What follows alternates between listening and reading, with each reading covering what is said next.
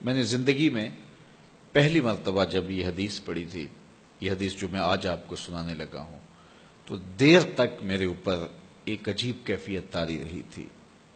ایک یہ حدیث اور ایک قرآن مجید کی آیت نبّئ عبادی انی انا الغفور الرحیم۔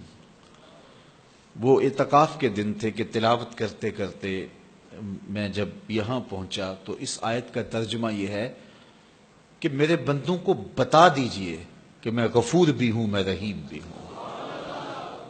تو پتہ نہیں میرے اوپر کیا کیفیت وارد ہو گئی، اس آیت کا کوئی ایسا نورانی عکس پڑا تو میں قرآن مجید لے کے ایک ایک حجرہ اعتکاف میں جاتا تھا، اور عجیب آنکھوں میں آنسو اور بدن پہ ایک راشے کی سی کیفیت، اور ایک ایک کو کہتا تھا یہ تمہارے رب کا قرآن ہے کہ اللہ فرماتا ہے بتا دو بندوں کو کہ میں غفور بھی ہوں، میں رحیم بھی ہوں۔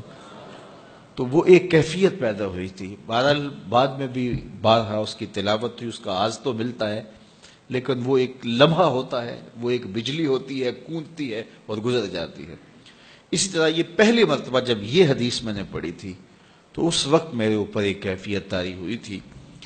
تو آج میرے مضمون میں یہ حدیث دوبارہ آ گئی اور میں یہ بارہا اپنے سامعین کو سنا چکا ہوں، اور یہ ایک ایسی واردات تھی اچانک جو صحابہ کے اوپر ہوئی، ان کی قلبی واردات کہ صحابہ کھڑے تھے، حضور اچانک تشریف لائے اور فرماتے ہیں کہ کیا تم اس بات کی گواہی نہیں دیتے کہ اللہ کے علاوہ کوئی معبود نہیں اور میں اس کا رسول ہوں؟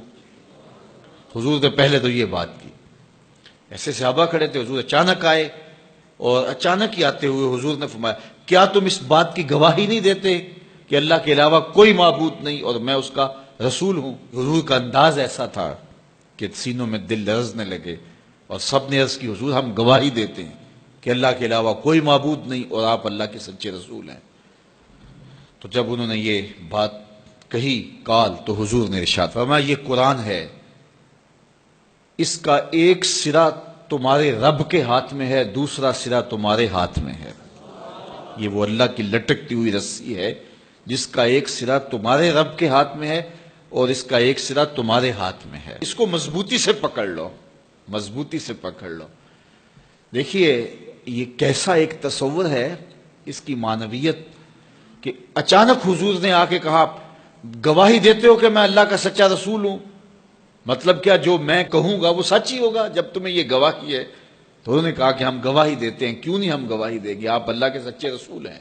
تو فرمایا سنو، یہ قرآن جو ہے یہ اللہ کی وہ لٹکتی ہوئی رسی ہے جس کا ایک سرا تمہارے رب کے دستے قدرت میں ہے اور دوسرا سرا تمہارے ہاتھ میں ہے۔ اس کو مضبوطی سے پکڑ لو، اس کو چھوڑنا نہ۔ اگر تم اس کو مضبوطی کے ساتھ پکڑو گے تو تم کبھی بھی گمراہ نہیں ہوگے۔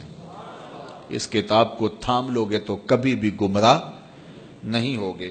گمراہی سے بچنے کی ضمانت یہ کتاب ہے، ہلاکت سے بچنے کی تدبیر یہ کتاب ہے، اور اللہ جل شانہ سے باطنی ربط کا ذریعہ یہ کتاب ہے۔ حضرت امام احمد بن حنبل کہتے ہیں کہ میں نے ایک دن اپنے رب سے کہا کہ مالک مجھے اپنی محبت عطا کر، تو اللہ نے اتنی محبت عطا کی کہ مجھے زوال عقل کا اندیشہ ہو گیا کہ محبت کی فراوانی سے کہیں جنون نہ ہو جائے۔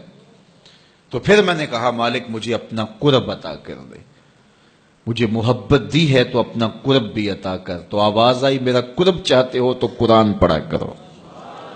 تو یہ اللہ کے قرب کی ضمانت ہے، اس کو مضبوطی سے پکڑ لو، اچھی طرح سے تھام لو، کبھی بھی گمراہ نہیں ہوگے۔